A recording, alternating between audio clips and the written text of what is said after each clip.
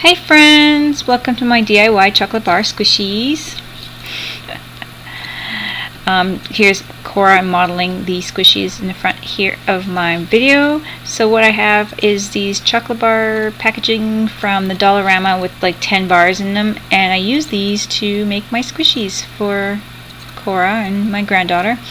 It's a fun and easy project to do with the kids, and if you got kids or grandkids, it's fun and easy and just enough messy to, I think, keep them happy and you happy because it's easy to clean up. So here I was just showing you guys the chip filling. I think it's called chip, can't remember now. Anyways, I got that at Walmart. It's just foam. That's what it is. It's chip foam. And I got that at Walmart for just like $5 for a pound. And I'm stuffing that in there into these packaging just to make these squishies. And I thought it'd be really cute and fun to make them. My girls collect squishies, especially Cora. She likes squishies, and these are kind of fun that you can actually make some at home in a neat little way. So we just fill these up with this chip foam, and then I push them down in with a cylinder from like cling wrap and push them in there, and that's how I started this.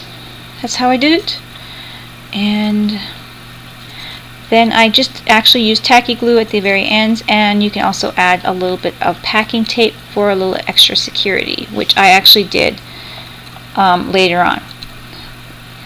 So here's the tacky glue, and I just added it at the ends. I just cut a little slit at the ends to empty out the chocolate bars out of there, and so I knew what I was going to do with them when I saw the packaging. So I planned ahead of time to open them carefully. And that was that for that. So here is my favorite one. I like the arrow bars. They are my favorite, and I think it squishes the best for me. The amount of filling I put in there, I just like the way it squished down and popped up. So that one was my favorite. So just going to put a little weight on there and let it dry. So here I am filling up the Kit Kat bar. This one has a little bit of a window and you can see the chip foam inside, but it was still fun, and Cora was still playing with it and having fun with it, so it still worked.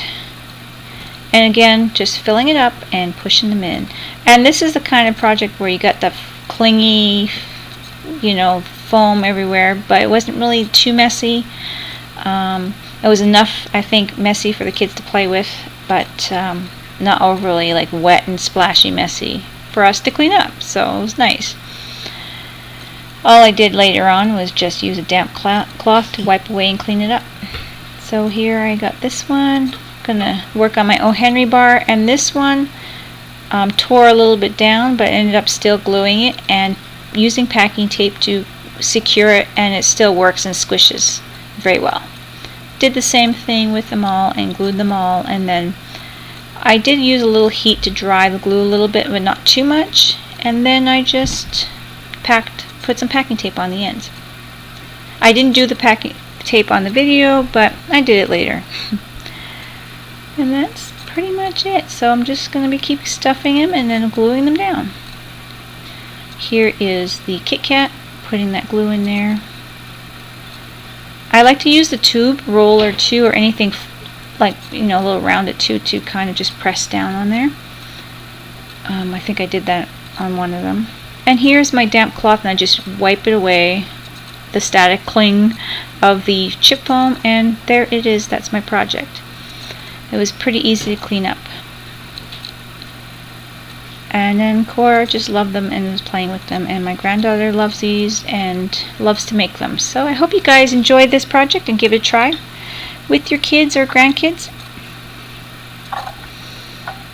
Yes, there I am, just drying up the end, but you don't want to melt it, the plastic or anything. I was just trying to tacky up the glue a little faster,